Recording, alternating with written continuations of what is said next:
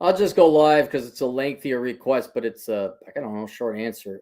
Dear asshole, I feel as though I'm always looking towards the future too much or struggle to live in the moment, appreciate the present. 21-year-old guy living in a place, living with mom and dad, no debt, $9,000 in the bank. So you're richer than all millennials were at that time. It's funny because it's true. And an IQ around 120, no degree, but college isn't on my mind right now. I know you want to succeed. That's why you avoided college. I tried a handful of community college classes related to IT from 2018 to 2020 and felt I was completely wasting my money and time.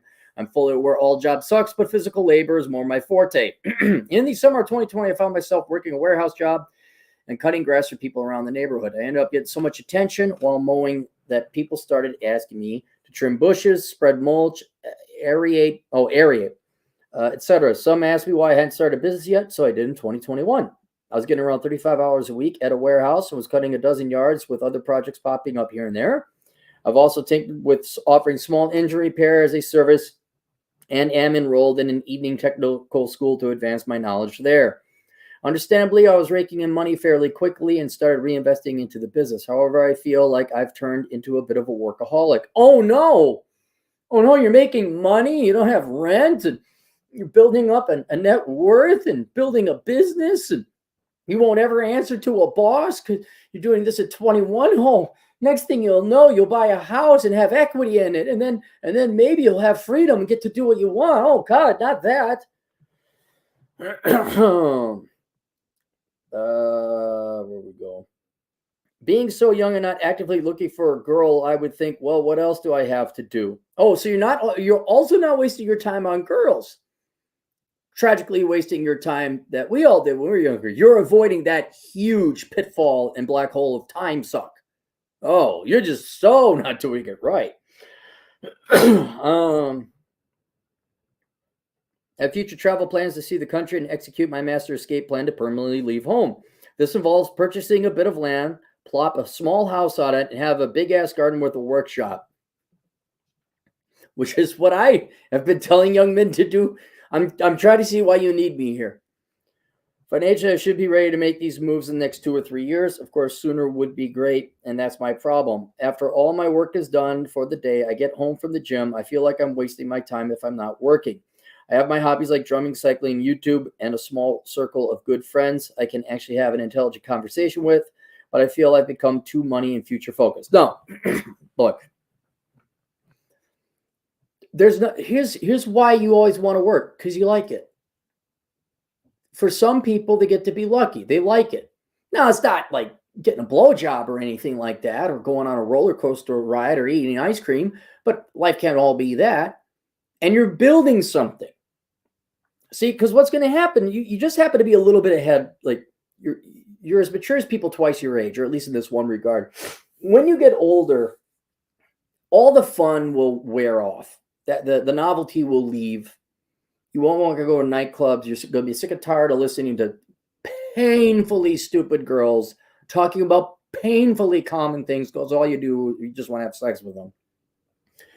You're going to avoid going to office. And then what you're going to realize is, okay, it's not the cars and the flash and the cash. It's like, I'd like to produce something.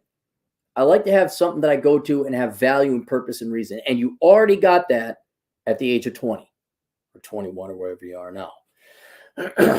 And the reason you find everything else boring is, well, one, because it is, in case you were wondering. But two, maybe you just don't find it interesting. Like a lot of guys, I don't know why guys, maybe there's some girls too, I don't know. Girls, if you know, let me know. But I'm introvert. I just don't like going to parties. How do I force myself to like something I don't like? You don't. You accept that you don't like social outings. There's nothing wrong with that. There's no right or wrong answer. There is no should. If you don't like loud, obnoxious nightclubs or parties, don't go there. But that's a good thing. I just kind of like reading books, and I don't really want to go out to bars and nightclubs. And I kind of just like reading and studying philosophy and working on computer programming. Trying to see what the problem is. Is that what you enjoy? Then go and do it. Because I'll tell you this, and I'm older, I'm at that stage. Not the happiest. There's no such thing as happiness. The most content I am is when I finish a project. Like I was super stoked when I finished. I got a class, it's not linked down below, but the latest class, Achieving Financial Excellence. I did the recording, filming, and all that. It's available on teachable.com. It wasn't that I made money. Like I get a little notification like you have a new subscription. Ooh, $70. Yay, because I got to pay out a commission. And yeah, it's kind of cool. But the happiest I've been in the past month was when I finally finished it, uploaded, and I had a finished project. And there's some psychological Darwinism to it, and in an inadvertent way, it is finances, but it's more security. Like when you do something productive, you're securing your future. And that releases not only endorphins and whatever, not melatonin, feel good chemicals, but you are more secure and less stressed about your future. And you know what? There's absolutely nothing wrong with that. As opposed to being, Miss Tiddlywinks getting her master's in social work because she can't find a job and has to constantly beg mom and dad to pay for things as she writes poetry to obscure magazines, working as a barista. Not that I knew anyone like that. Oh, she knitted good too. She knitted. Oh, yeah. There's a strong, independent woman. Like, what's that like living day to day, fear to fear, knowing you don't even have enough money saved up for retirement? Like, what's that like? Well, I don't know because I worked for it.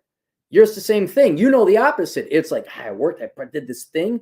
And let's say you got a small engine to fire up. You're working on a lawnmower at the school. You're paying to learn how to do that. Okay, so you're working on it, you're paying for that. And you get it to fire up. Well, you're going to be happy, not just because you figured it out, and you are paying for this, but down the road, that now means you can do small engine repair. And I'll tell you this, over in Rapid City, thank God my small engine stuff fired up. They were booked out 2 months. Why? Because your generation included, from my generation, your generation, all we did was train social workers and teachers and journalism majors and political science majors. They don't have enough people like you where you show up on time. What? The days it used to be kids would mow the lawns. Used to be kids would rake the yard. Now you don't got that. Now you got to go hire professionals. Right? The professionals don't do it and they don't show up on time. You're a godsend. You don't have to go to college. You could make this, if you find the right people and get them to work for you, you get a schedule going on, you might be able to make $100,000. You especially throw in the small engine repair thing, you'll be golden. Golden. That's why, I'm just guessing, that's probably why you feel good when you're working. That's probably why you want to work. Because it's something tangible at the end of the day. I'm not saying don't go watch the game or have a couple beers with your buddies and all that. But if all of a sudden you have that compunction to go work, go work. I mean, I was feeling kind of down because I didn't have enough time to get to some. I got more books to write than I do life expectancy. And I felt way better about banging out and finishing out that that finance class than I did doing my taxes. There's no production in doing taxes. I'm working on another book called The Menu. And it's like, oh, I got to get up and write. Well, then when I'm writing, you know what? I feel better. Why? Well, because I'm making something productive. There's some tangible thing at the end of it. But also in an indirect way, it's like, oh, this will somewhat contribute to the securing of my future. This will help me buy borscht at Borscht Fest in Moldova as I get my Moldovan hut and like maybe secure myself in case they lock down or become Canada here or is Germany, which might have been a little bit more fun. Yeah, so you're worried. Feel like I'm wasting my time if I'm not working. Well, in a sense, you are. I have my hobbies like drumming, cycling, and YouTube, and a small circle of good friends I can actually have an intelligent conversation with. But I've become too money and future focused. No, I don't think you have. If you didn't hang out with your buddies and you didn't have hobbies, I say, yeah, man, you gotta chill out and relax. You gotta go do something else. But no, you're fine.